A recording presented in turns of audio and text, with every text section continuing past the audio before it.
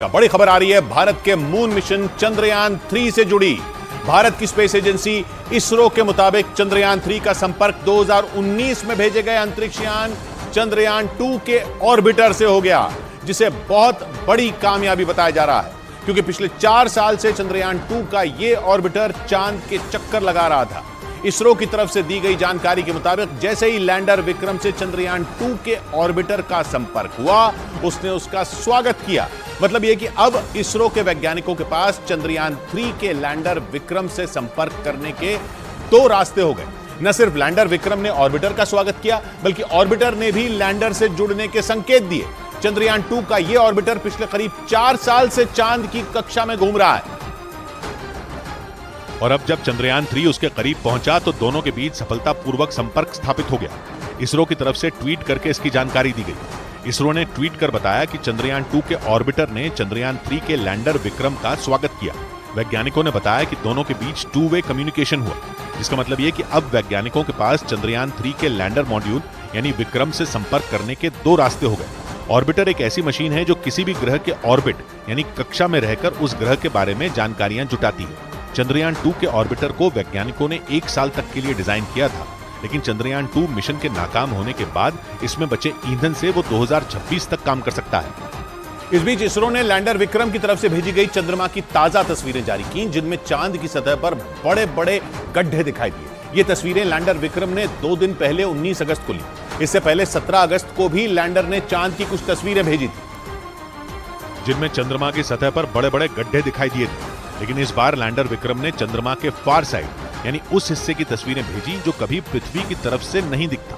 इसरो ने ट्वीट कर चांद के उस हिस्से की तस्वीरें जारी की जो हम खुली आंखों से कभी नहीं देख सकते। जो तस्वीरें जारी की गईं उनमें चांद की सतह पर भयानक गड्ढे दिखाई दिए। एक तस्वीर में चांद की सतह ऊबड़ खाबड़ दिखी, जबकि एक तस्वीर में वहां लंबा मैदान दिखाई दिया। ये तस्वीरें लैंडर में लगे LHDAC यानी lander hazard detection and avoidance camera से ली गई।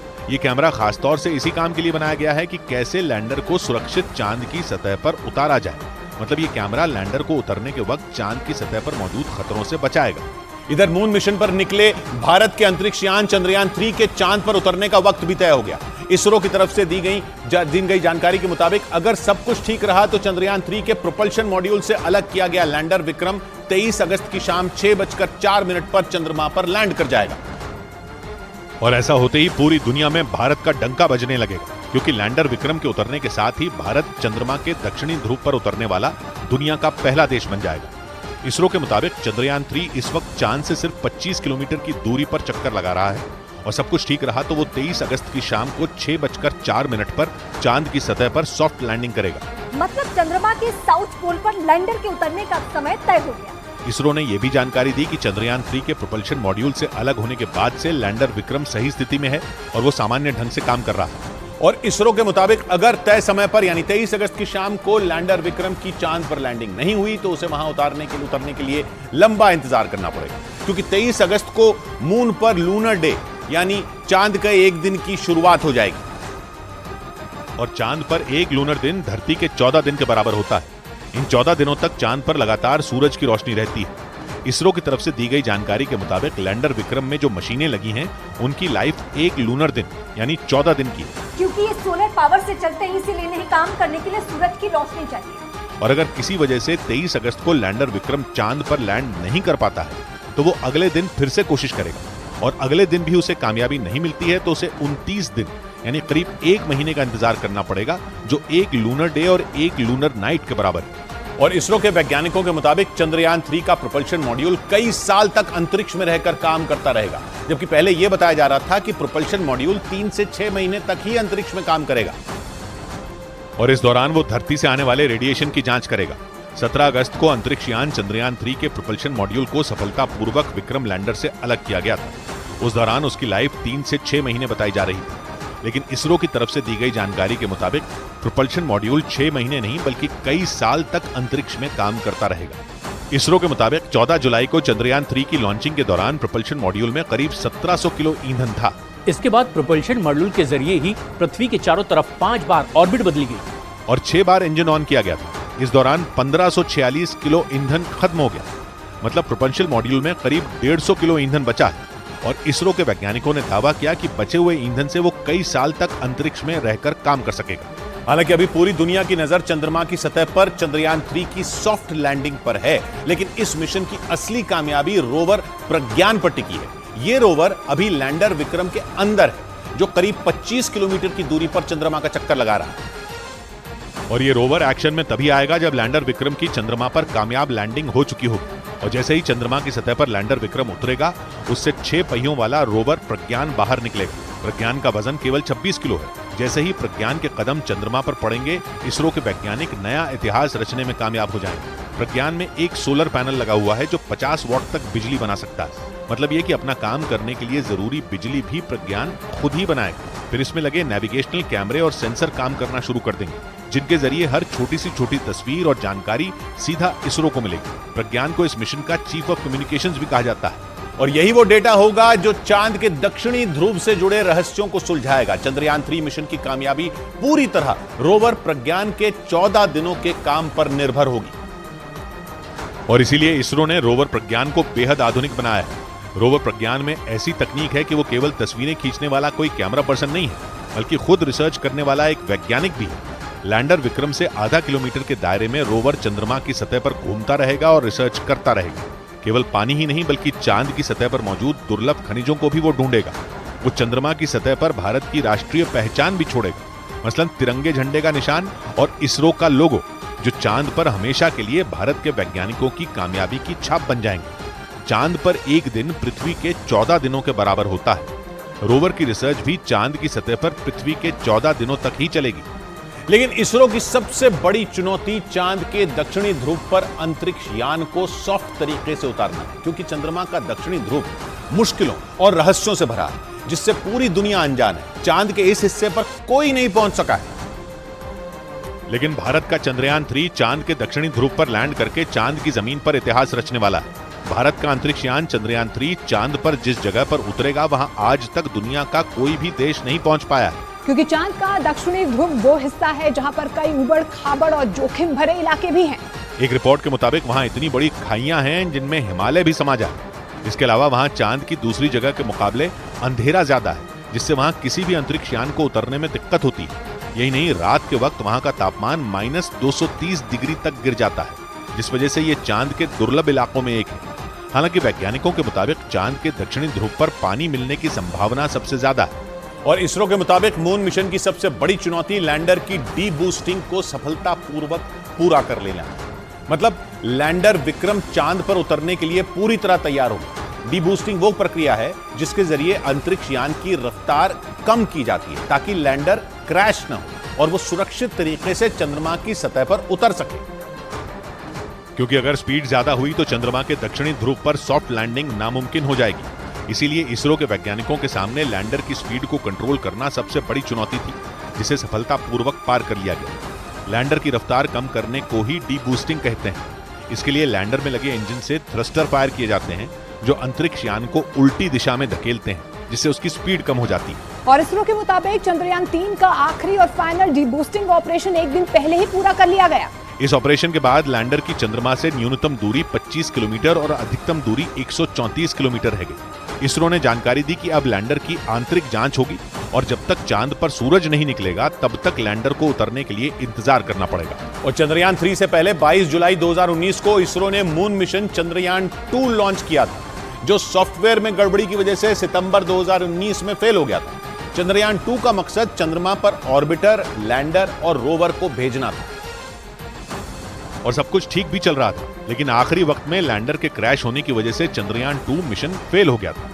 हालांकि चंद्रयान 2 का ऑर्बिटर सफलतापूर्वक चंद्रमा की कक्षा में प्रवेश कर गया था, लेकिन रोवर के साथ लैंडर चंद्रमा के दक्षिणी ध्रुव पर उतर नहीं सका था। इसरो के मुताबिक चंद्रयान 2 के लैंडर में 5 इंजन थे, लेकिन यान की रफ्तार कम करने के लिए उन इंजनों ने जरूरत से ज्यादा थ्रस्ट भर दिए, जिससे परेशानियां बढ़ गई। और मिशन नाकाम होने की दूसरी सबसे बड़ी वजह लैंडर के सॉफ्टवेयर का फेल होना बताया गया। एक रिपोर्ट के मुताबिक लैंडर का तेजी से मुड़ना सॉफ्टवेयर से कंट्रोल नहीं हुआ। ऊपर से अंतरिक्ष यान के उतरने के लिए वहां लैंडिंग साइट छोटी थी, जहां पहुंचने के लिए यान की स्पीड बढ़ाई गई, जो लैंडर के लिए घातक साबित हुआ। उधर रूस का मिशन लूना 25 लैंडिंग से पहले ही क्रैश हो गया। इस मिशन के जरिए रूस का स्पेसक्राफ्ट पहली बार चांद के दक्षिणी ध्रुव पर उतरने वाला था। चांद का दक्षिणी ध्रुव रहस्यों से भरा माना जाता है, लेकिन वहां पहुंचना सबसे ज्यादा मुश्किल है, क्योंकि वहां न तो सूरज की रोशनी है और न ही यान के उतरने के लिए समतल जगह है। इन सब के बावजूद रूस ने यह जोखिम उठाया। लेकिन लैंडिंग से पहले ही रूसी स्पेसक्राफ्ट लूना 25 का संपर्क टूट गया। रूस की स्पेस एजेंसी के मुताबिक लैंडिंग से पहले ऑर्बिट बदलते वक्त अचानक लूना 25 ने ठीक ढंग से काम करना बंद कर दिया, जिससे वो कंट्रोल से बाहर होने लगा और फिर कुछ ही देर बाद वो क्रैश हो गई। रूस के मीडिया के मुताबिक अंतरिक्ष वैज्ञानिक लूना 25 में हुई गड़बड़ी का समय से पता लगा पाने में कामयाब नहीं हो सके और आखिरकार उनका मिशन फेल हो गया। इस मिशन के लिए रूस ने बड़ी तैयारी की थी। उसने 1976 के बाद पहली बार अपना स्पेसक्राफ्ट चांद के लिए रवाना किया था और रूस का लूना 25 अपने साथ एक लैंडर भी लेकर गया था, जो चांद पर सॉफ्ट लैंडिंग मतलब सुरक्षित तरीके से उतरने के बाद वहां 1 साल तक अपने मिशन को अंजाम देने वाला था। इस दौरान रूस की स्पेस एजेंसी वहां पानी की खोज समेत कई दूसरी रिसर्च भी करने वाली थी, लेकिन ऐसा हो नहीं पाया और 11 अगस्त को लॉन्च हुआ रूस का मून मिशन नाकाम हो गया। रूस की स्पेस एजेंसी ने लूना 25 को सुरक्षित लैंड कराने की पूरी कोशिश की, लेकिन अपने तय वक्त यानी 21 अगस्त को वो चांद पर नहीं उतर सका। इस नाकामी के पीछे कई कारण रहे। रूस की स्पेस एजेंसी के मुताबिक लूना 25 को चांद की कक्षा में दाखिल कराने की कोशिश की गई ताकि वो चांद के दक्षिणी ध्रुव की सतह के करीब पहुंच सके। इसके बाद लूना 25 की रफ्तार कम करने की कोशिश शुरू की गई, जिसे डीबूस्टिंग कहते हैं। इस प्रक्रिया के लिए थ्रस्टर फायर किए गए, जो अंतरिक्ष यान को उल्टी दिशा में धकेलते हैं, जिससे उसकी रफ्तार कम हो जाती है। लेकिन इसके बावजूद रूस का लूना 25 चांद की कक्षा में सही ढंग से दाखिल नहीं हुआ और वो क्रैश हो गया।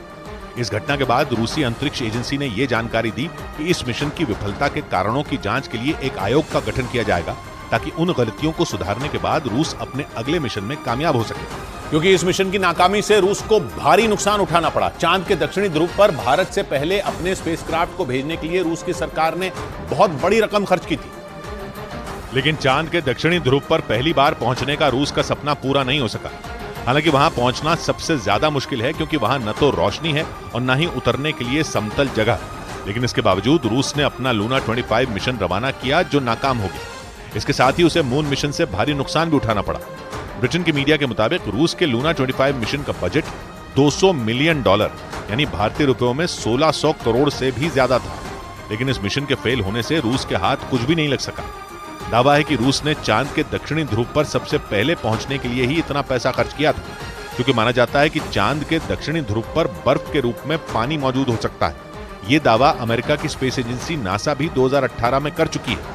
इस बीच अंतरिक्ष विशेषज्ञों का दावा है कि यूक्रेन जंग की वजह से रूस का मून मिशन लूना 25 फेल हो गया। दावा किया गया कि यूरोप के देशों ने ही पुतिन के सपने को चकनाचूर कर दिया, क्योंकि यूक्रेन जंग की वजह से पुतिन ने यूरोप के कई देशों को अपना दुश्मन बना लिया। अंतरिक्ष विशेषज्ञों के मुताबिक इसीलिए यूरोप की स्पेस एजेंसी ने रूस के मून मिशन के रवाना होने से पहले उसमें ऐसी गड़बड़ी कर दी, जो बाद में इस मिशन की नाकामी की सबसे बड़ी वजह बन गई। यूरोपियन स्पेस एजेंसी का इसके अंदर एक इंस्ट्रूमेंट था, उन्होंने वो निकाल लिया क्योंकि यूक्रेन वॉर शुरू हो गया। इस बीच ब्रिटेन के मीडिया ने दावा किया कि रूस के राष्ट्रपति पुतिन को इस तकनीकी खामी की जानकारी पहले से थी, लेकिन इसके बावजूद उन्होंने लूना 25 को भेजने का जोखिम उठाया।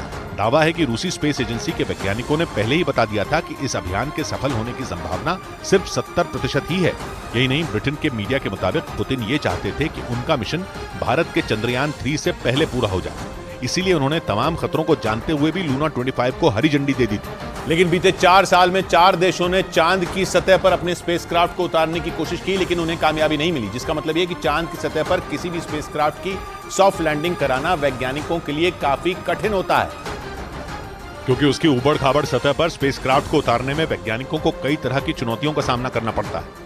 इससे पहले 11 अप्रैल 2019 को इजराइल, 7 सितंबर 2019 को भारत का चंद्रयान 2, 25 अप्रैल 2023 को जापान का स्पेसक्राफ्ट और 3 दिन पहले 19 अगस्त को रूस का लूना 25 स्पेसक्राफ्ट लैंडिंग से पहले क्रैश हो गया। हालांकि इनमें सिर्फ भारत ही एक ऐसा देश है जिसने चंद्रयान 2 की असफलता के 4 साल के भीतर ही चांद पर दोबारा वापसी का प्लान बनाया। अभी चांद पर सफल लैंडिंग का रिकॉर्ड अमेरिका, चीन और रूस के नाम है। लेकिन चंद्रयान 3 चांद की सतह पर सॉफ्ट लैंडिंग में कामयाब रहा तो भारत चांद पर पहुंचने वाला चौथा देश बन जाएगा और चांद के दक्षिणी ध्रुव पर पहुंचने वाला दुनिया का पहला देश होगा।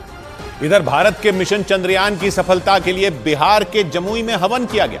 सैकड़ों की संख्या में लोगों ने मंदिर में चंद्रयान 3 की कामयाबी के लिए भगवान से प्रार्थना की और मंत्रोच्चार के बीच हवन कुंड में आहुति देते नजर आए।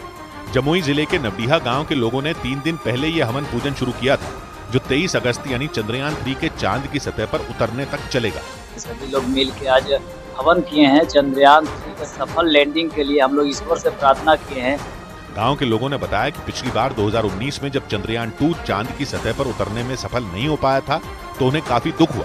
इसके बाद इस बार जब चंद्रयान 3 फिर से चांद की तरफ भेजा गया तो गांव के सभी लोगों ने भगवान से उसकी सुरक्षित लैंडिंग के लिए इस हवन का आयोजन किया।